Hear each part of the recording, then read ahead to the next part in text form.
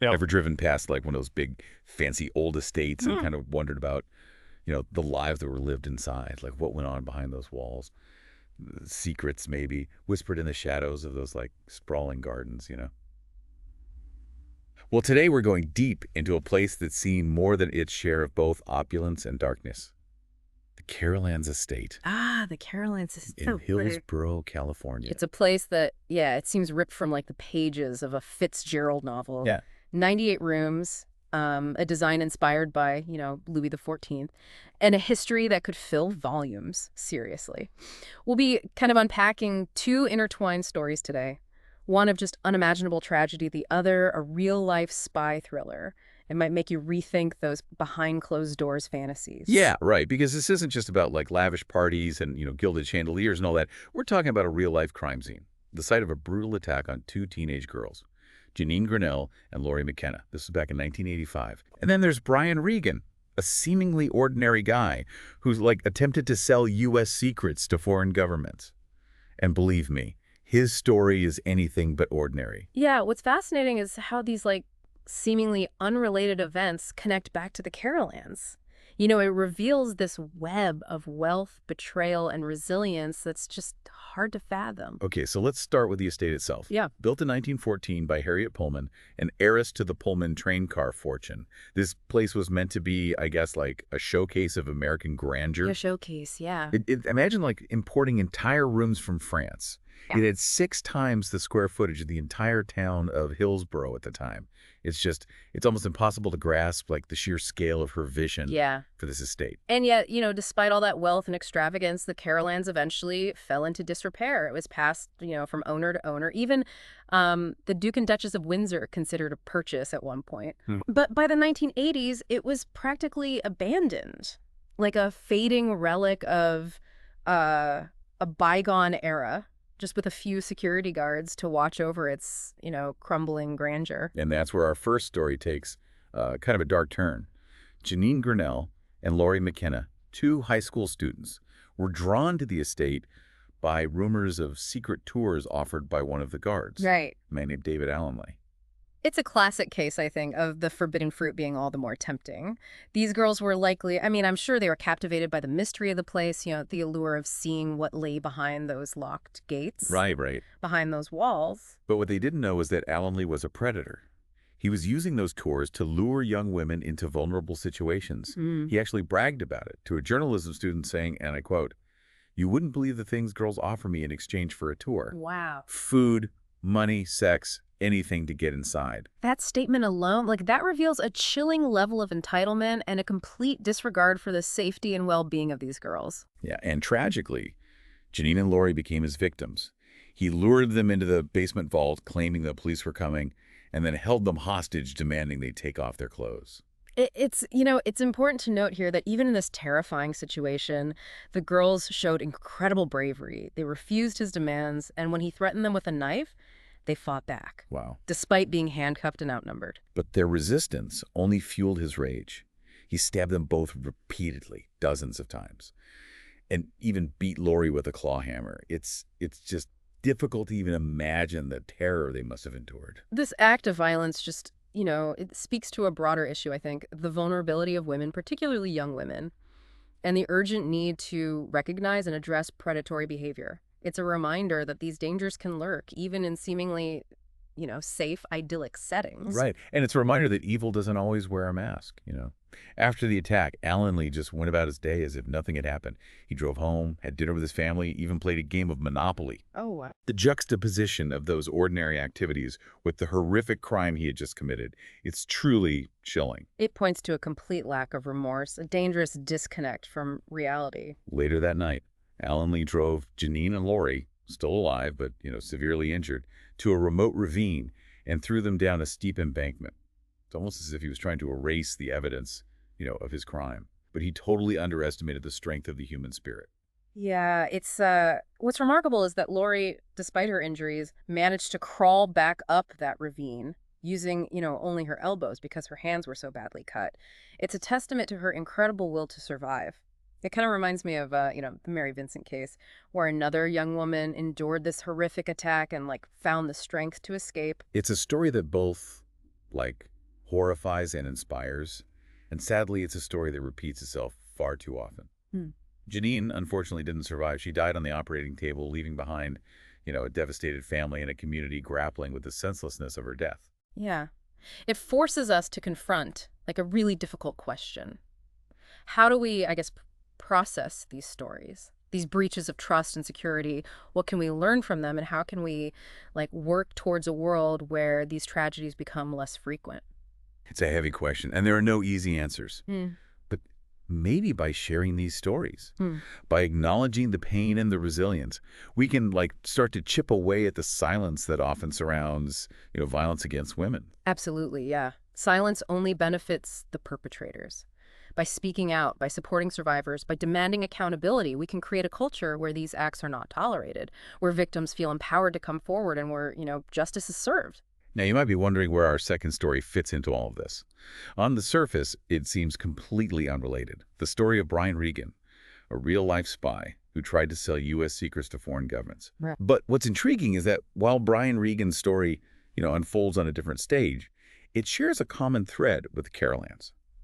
The need for security in a world where information is increasingly valuable, and the devastating consequences of betraying that trust. Mm-hmm. Regan's story is fascinating, partly because he wasn't your typical, James Bond-esque spy. He struggled with dyslexia, was socially awkward, and often felt overlooked despite his intelligence. Right. His motivation for espionage wasn't, purely driven by greed either. There was this sense of resentment towards his colleagues, a desire to prove his worth, and this, deep-seated need for recognition. And his methods were surprisingly simple, almost amateurish. He would print out classified documents and stuff them in his gym bag. Really? It's hard to believe someone could get away with that in a place like the Pentagon. Yeah, it highlights a crucial point, the vulnerabilities of, early digital security systems. Reagan exploited those weaknesses, demonstrating how easily sensitive information could be compromised, even with, seemingly basic measures in place. And get this, his downfall was his spelling. Oh, wow. The coded letters he sent to foreign embassies were riddled with errors, which ultimately led the FBI right to him. It's a detail that might make you chuckle, but it underscores the importance of, attention to detail even in the world of espionage. It also reminds us that human fallibility can play a significant role, even in, the most carefully planned schemes. Now, here's where the two stories intersect, in a way that might surprise you. Okay. Ready for a plot twist? Yeah? The Carolands Estate, after years of neglect, was purchased and meticulously restored by, wait for it, the same billionaires whose company Brian Regan worked for. What? Anne and Charles B. Johnson. No way. Yes. That's wild. It's this seemingly coincidental connection that emphasizes the, interconnectedness of events, even those that appear utterly disparate at first glance. Makes you wonder about all the hidden links that exist between the stories we hear, the places we visit, and the people we encounter. It's a small world indeed. And it makes you think about the ripple effects of our actions. How even seemingly isolated choices can have far-reaching consequences. But before we, get too philosophical, what really stood out to you in these stories? What resonated the most? I think, for me, it's that stark contrast between, the opulence of the Carolands and, the darkness that unfolded within its walls. It's this visual representation of that age-old adage, appearances can be deceiving. We tend to, I think, romanticize the past, forgetting that every era has its shadows, its hidden stories of pain and injustice. Absolutely. And it makes you question the narratives we tell ourselves. Yeah. The ways we curate our memories and perceptions of the world. But let's not forget that these stories also highlight, I think, the enduring human spirit, the capacity for resilience, the courage to fight back, the determination to overcome even the most unimaginable hardship. Yeah, Lori McKenna's story, it's a testament to that. She not only survived a brutal attack, but went on to build a fulfilling life, finding love, raising a family, and refusing to let the trauma define her. And the restoration of the Carolands Estate itself, can be seen as a symbol of hope, a transformation from a place of neglect and tragedy into a space for beauty, community, and remembrance. Yeah, it's almost as if the estate itself has undergone its own journey of healing, mirroring the resilience of those whose lives have been touched by its history. Now, before we wrap up this episode, we have one more twist to add to this already tangled tale. Remember how Brian Regan buried those stolen documents in Tupperware container? Yeah. Well, it turns out he wasn't the first to use that particular method of concealment. Okay, so this is where it gets really strange. In 2012, a notorious serial killer named Israel Keys was arrested. And he confessed to burying what he called kill kits, weapons, tools, you name it, all over the country. And guess what he used to store them? Tupperware. Seriously. So we've got a spy who can't spell and a serial killer, both using Tupperware. What are the odds? It's mind-boggling, right? But when you think about it, both men were meticulous planners, obsessed with outsmarting the authorities. And maybe there's just something about, like, the ordinariness of Tupperware, that sense of, like, domesticity. It makes it the perfect camouflage for something so sinister. It's like hiding in plain sight, you know what I mean? Yeah. Using something so commonplace that no one would ever suspect it. But the implications are chilling.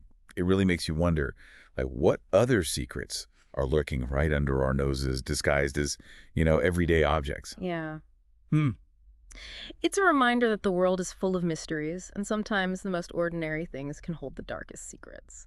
But let's not end on a completely ominous note, right? Right. Yeah, despite the darkness these stories, reveal, they also highlight, I think, the enduring human spirit, the capacity for resilience, for courage, and for seeking justice, even in the face of, unimaginable hardship. Laura McKenna's story, like we said, is a perfect example of that. She not only survived this brutal attack, but went on and built this fulfilling life, found love, raised a family, refused to let the trauma define her. And the restoration of the Carolands Estate, I think that's another testament to that spirit, transformed from this place of neglect and tragedy into a space for beauty, community, and remembrance.